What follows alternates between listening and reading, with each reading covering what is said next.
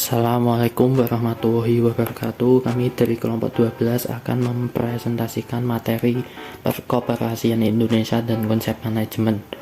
Sebelum masuk ke materi, izinkan kami memperkenalkan anggota kami terlebih dahulu. Yang pertama yaitu ada Friska Diva Askia, nomor absen 22. Yang kedua yaitu Putri Naila Husna Faila Sofa, nomor absen 31. Yang ketiga yaitu Raka Dwi Nugraha, nomor absen 32. Pengertian konsep manajemen. Manajemen adalah suatu proses di mana seseorang dapat mengatur segala sesuatu yang dikerjakan oleh individu atau kelompok. Gunanya agar tercapainya suatu tujuan atau target dari individu atau kelompok tersebut secara kooperatif menggunakan sumber daya yang tersedia. Dari pengertian tersebut, ilmu manajemen dapat diartikan sebagai kemampuan dalam mengatur sesuatu agar tujuan yang ingin dicapai dapat terpenuhi. Konsep manajemen menurut para ahli. Yang pertama, ada Dr. Andes Haji Malayu SP Hasibuan. Menurut beliau, manajemen adalah sebuah seni atau ilmu untuk mengatur dan memproses sumber daya yang ada supaya dapat diatur demi mencapai suatu tujuan. Yang kedua, ada Andrew F. Sikula.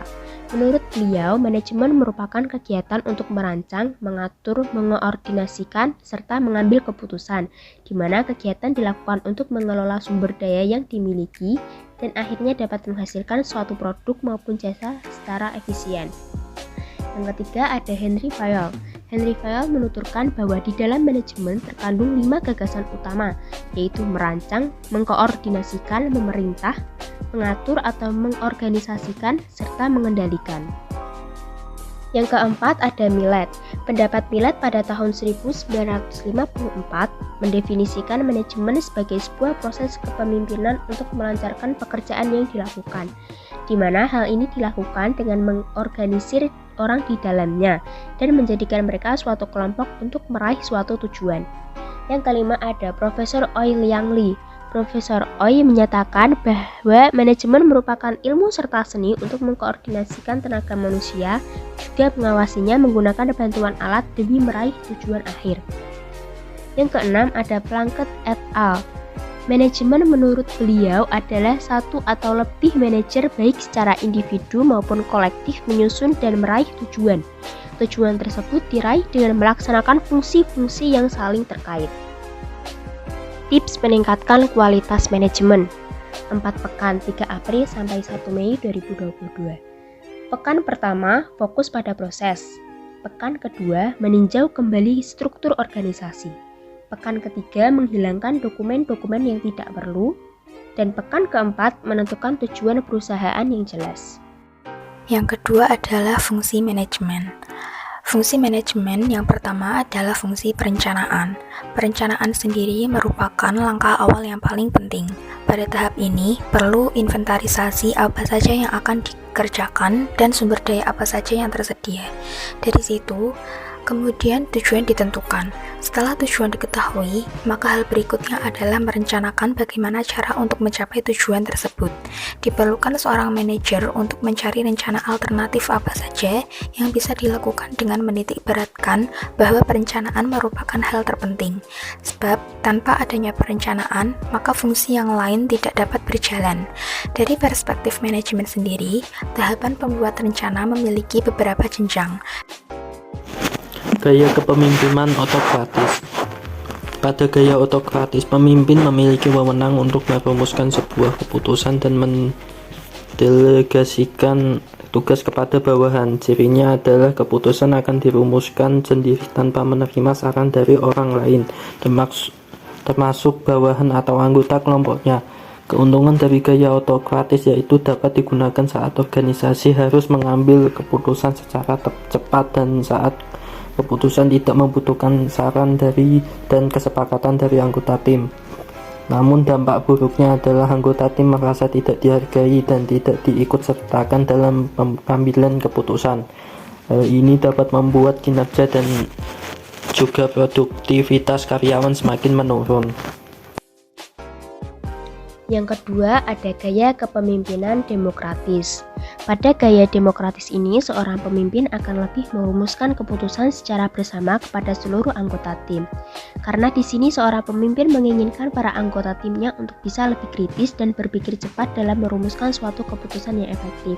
Sehingga hasil akhir keputusan adalah berdasarkan hasil kesepakatan seluruh anggota tim termasuk dengan pemimpin.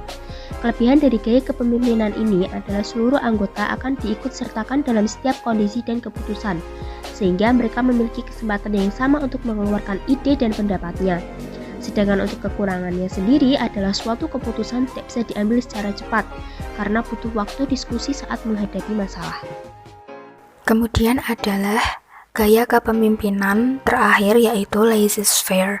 Untuk gaya kepemimpinan ini, seorang pemimpin akan memberikan kebebasan kepada seluruh anggota untuk mengerjakan dan menyelesaikan tugas dan tanggung jawabnya sampai masa waktu atau deadline tugas berakhir. Keuntungan dari gaya kepemimpinan ini adalah meningkatkan motivasi serta kepuasan kerja karyawan.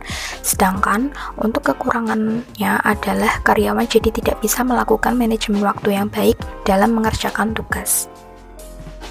Pengorganisasian berfungsi untuk menyederhanakan kegiatan besar menjadi kegiatan-kegiatan kecil dan ringan. Dengan begitu, akan lebih mudah menentukan dan mengawasi aktivitas untuk mencapai tujuan. Pilih siapa saja orang yang akan melakukan tugas tersebut, dan juga bisa mengelompokkan tugas-tugas yang ada. Manajer dapat menentukan siapa yang akan tanggung jawab atas masing-masing tugas. Kemudian pada tahap ini ditentukan pula siapa yang memiliki wewenang untuk mengambil sebuah keputusan. Yang selanjutnya yaitu pengarahan. Pengarahan adalah sebuah usaha agar setiap anggota organisasi berusaha untuk mencapai tujuan yang sudah ditetapkan sesuai dengan porsi tugas yang sudah diberikan. Lakukan beberapa hal ini saat akan mengarahkan anggota organisasi. Yang pertama yaitu membimbing dan memberi masukan berupa feedback.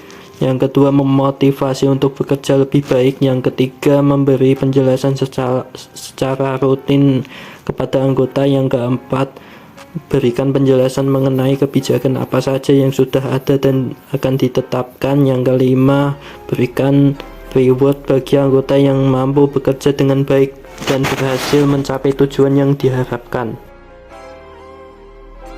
Yang selanjutnya ada pengendalian. Pengendalian atau controlling dilakukan dengan melakukan evaluasi setelah pekerjaan selesai dikerjakan. Dari evaluasi tersebut, maka bisa didapatkan apa saja hal yang perlu dikoreksi. Kemudian juga mengukur sejauh mana pekerjaan berhasil dilakukan. Dari hasil evaluasi tersebut, kemudian bisa ditentukan apa saja langkah alternatif yang mungkin diperlukan. Unsur penting manajemen terdiri dari 6 bagian. Yang pertama adalah manusia, yang kedua uang, yang ketiga bahan baku atau material, yang keempat mesin, yang kelima metode kerja, dan yang terakhir adalah pasar. Aspek yang diperhatikan dalam pengawasan. Yang pertama ada routing. Untuk meminimalisir kesalahan, seorang manajer harus menentukan cara atau jalur pekerjaan untuk mengetahui di titik mana umumnya masalah tersebut terjadi. Yang kedua ada scheduling. Seorang manajer harus menentukan kapan kiranya pengawasan harus dijalankan. Pengawasan ini bisa dilakukan kapan saja, baik dengan penjadwalan maupun mendadak, untuk menemukan persoalan atau masalah yang seringkali tidak ditemukan di inspeksi penjadwalan. Yang ketiga ada dispatching. Setelah menemukan poin-poin di mana perbaikan harus dilakukan, langkah berikutnya yakni sang manajer mendelegasikan pada pihak-pihak terkait untuk melakukan perbaikan juga memberikan solusi terbaik bagaimana caranya mengatasi masalah. Yang keempat ada follow up. Proses pengendalian yang terakhir adalah dengan melakukan follow up. Pantau pihak-pihak yang sudah didelegasikan tugas untuk melakukan perbaikan di atas. Dilanjutkan dengan prinsip manajemen. Prinsip manajemen sendiri ada 14, yaitu yang pertama, pembagian kerja atau division of work. Yang kedua, wewenang dan tanggung jawab atau authority and responsibility. Yang ketiga, disiplin. Yang keempat, kesatuan perintah atau unity of command. Yang kelima, kesatuan pengarahan atau unity of direction. Selanjutnya, yang keenam adalah penggajian pegawai.